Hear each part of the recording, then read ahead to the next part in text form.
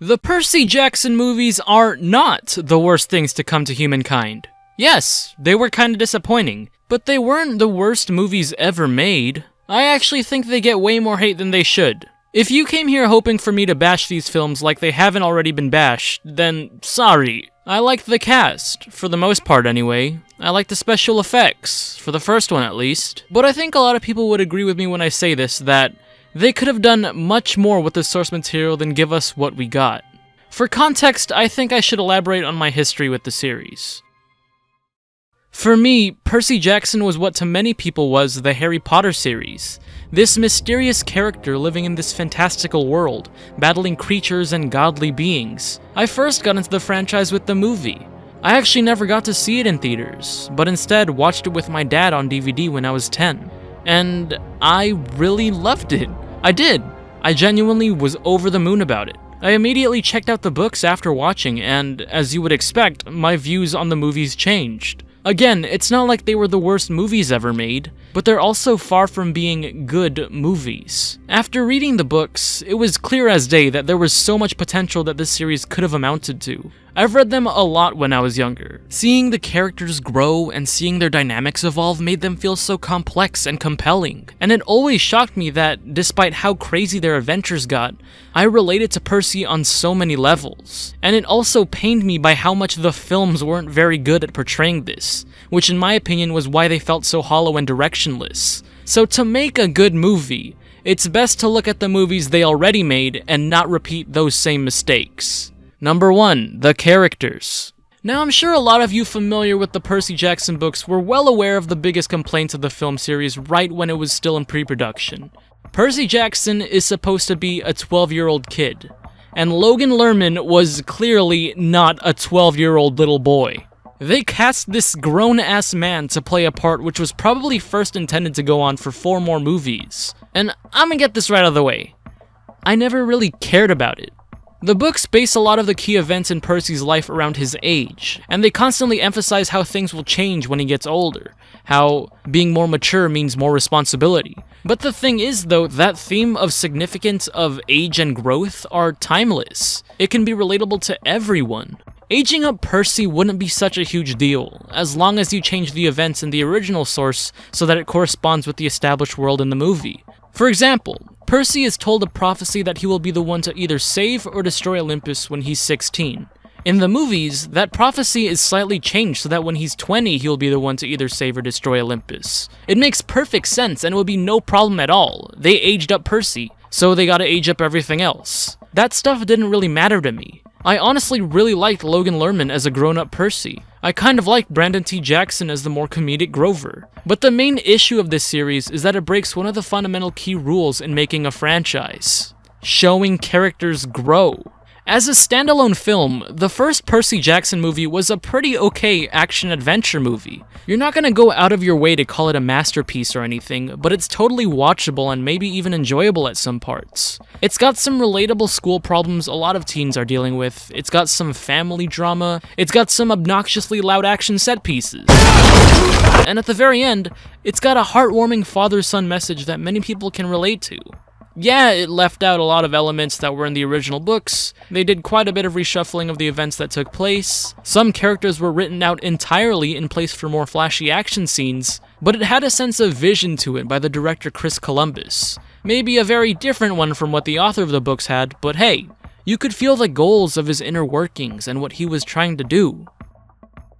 The second one's a different story. It was clear from the get-go that the first Percy Jackson movie was not meant to hold up a franchise. Everything they cut out from that was essential in linking the entire franchise together. Characters like Dionysus, Clarice, the Oracle, and Talia were completely no-shows, and the themes revolving around the Big Three and being the chosen one are completely abandoned. The future movies specifically heavily relied on characters like Clarice and the story of the Chosen One, and we had no build-up warranting for another story to build in this continuity. The first movie ends with all conflicts resolved. Luke was killed by water, supposedly. The gods stop fighting each other. Annabeth and Percy get way too close. It's like they had a crush on each other from the beginning of the film. There was literally nothing to go off of narrative-wise and source material-wise. So, making a sequel to what essentially was shaky foundations probably was a bad idea.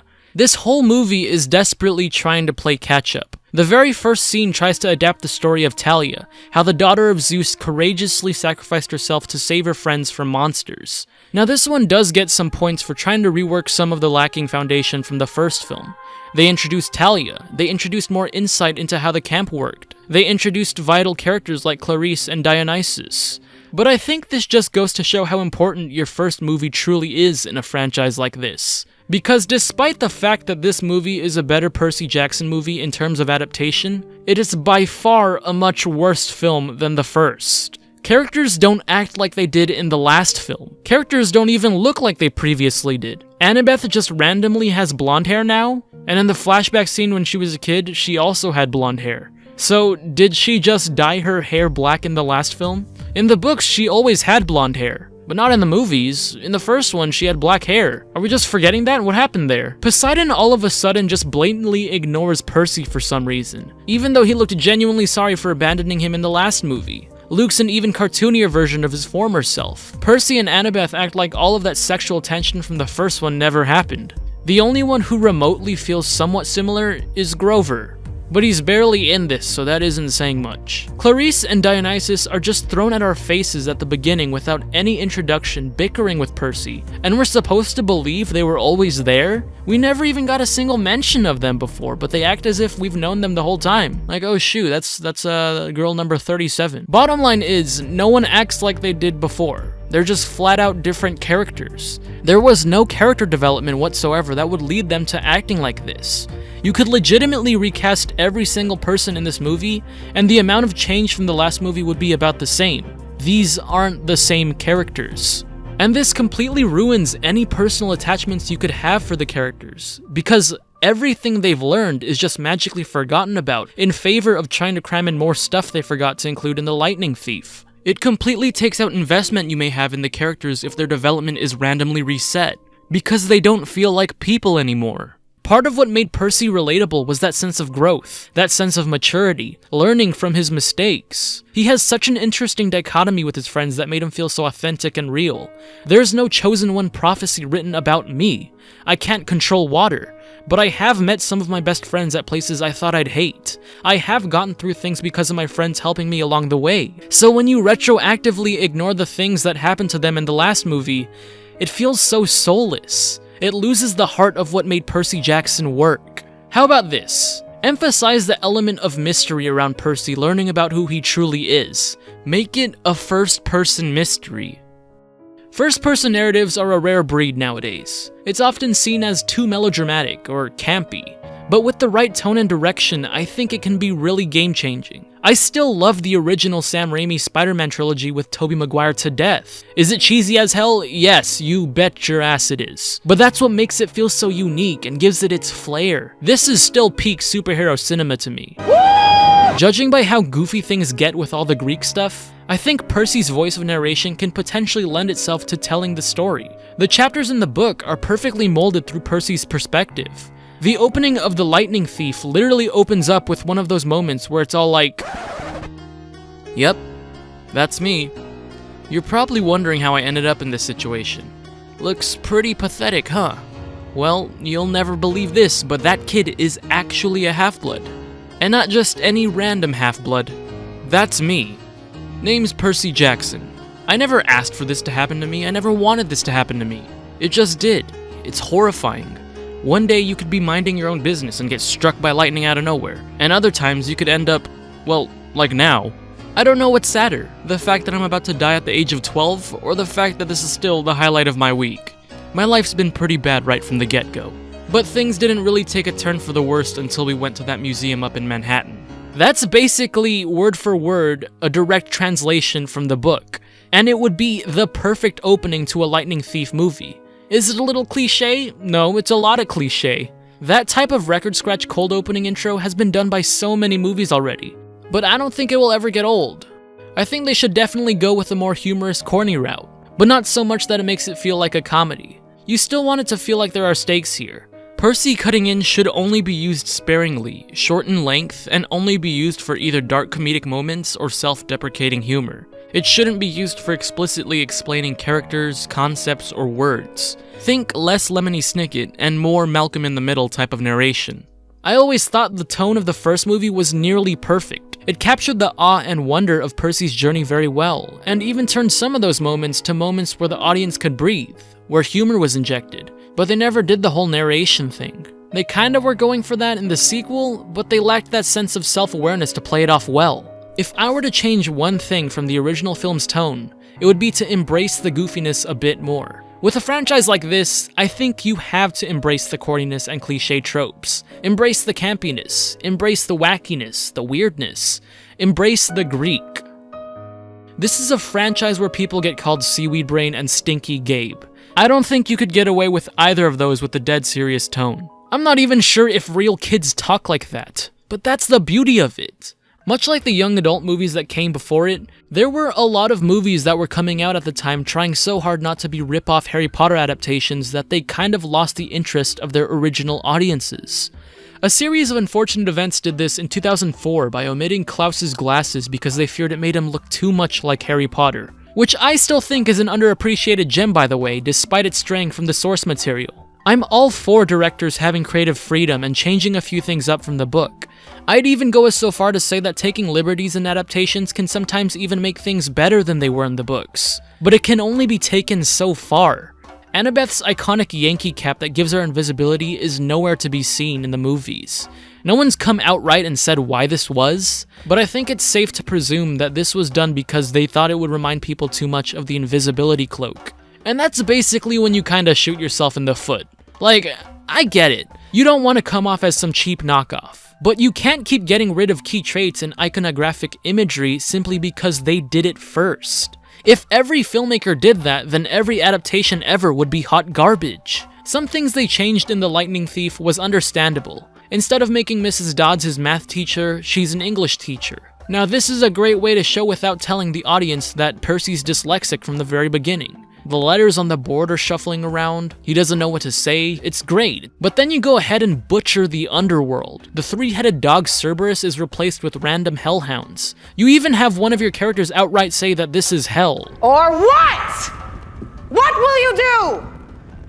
I'm already in hell. I was born and raised a Catholic, and I understand my religion's depiction of the afterlife. And I also read up on the underworld from Greek mythology. So I don't get why they did this. It's such a weird westernization of the concept entirely. Though a lot of people like to believe the underworld and hell as synonymous, there is a key difference.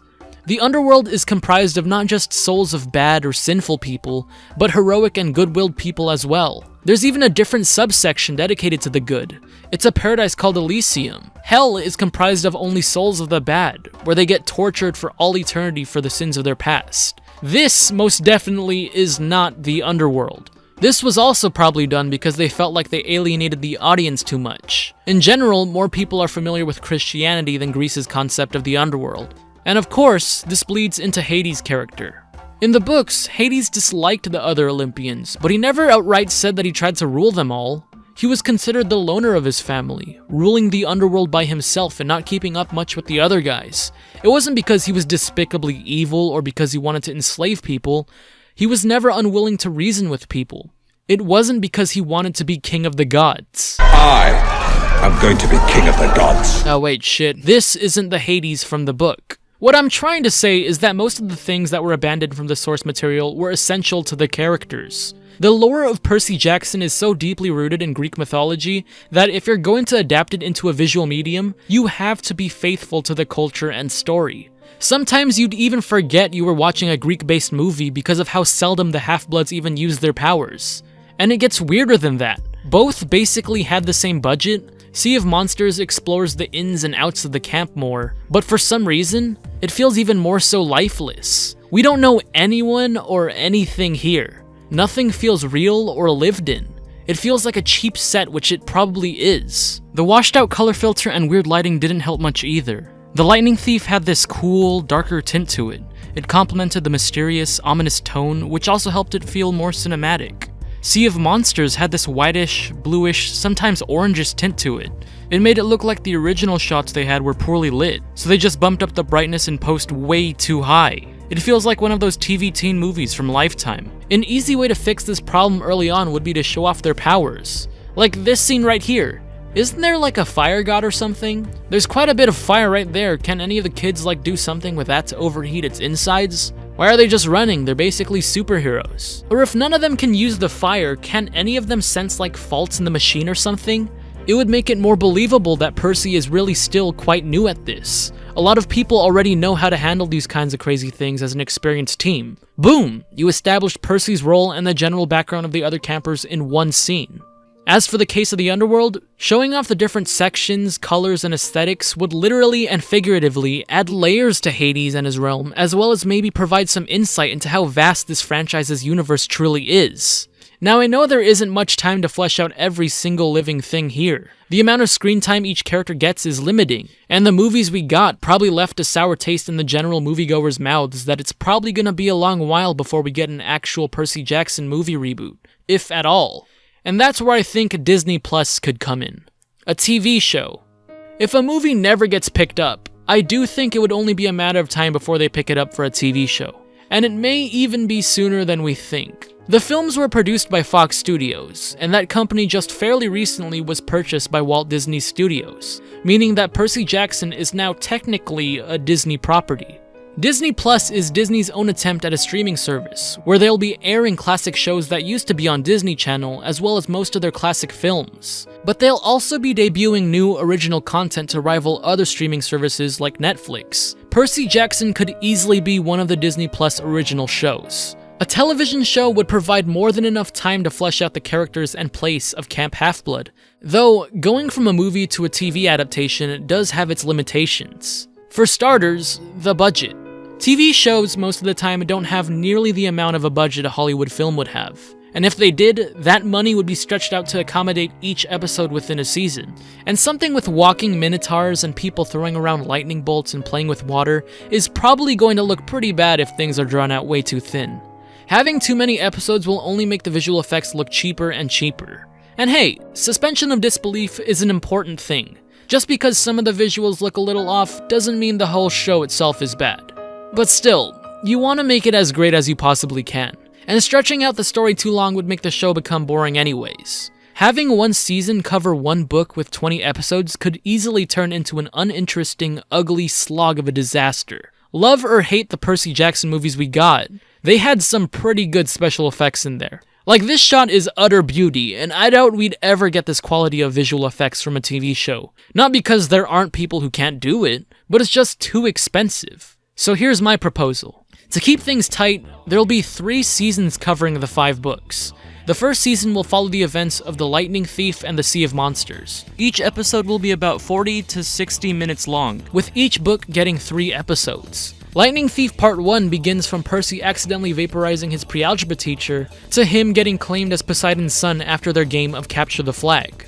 This gives us time to properly introduce characters like Clarice and Dionysus early on in the series, as well as establish their love-hate relationship dynamic with Percy and his friends. Part 2 picks up right where the last one left off, with Percy getting permission to go on a quest to find Zeus's bolt. Percy then encounters the Furies, Medusa, and Ares. It ends with them finally getting out of the Lotus Casino after being trapped there for days.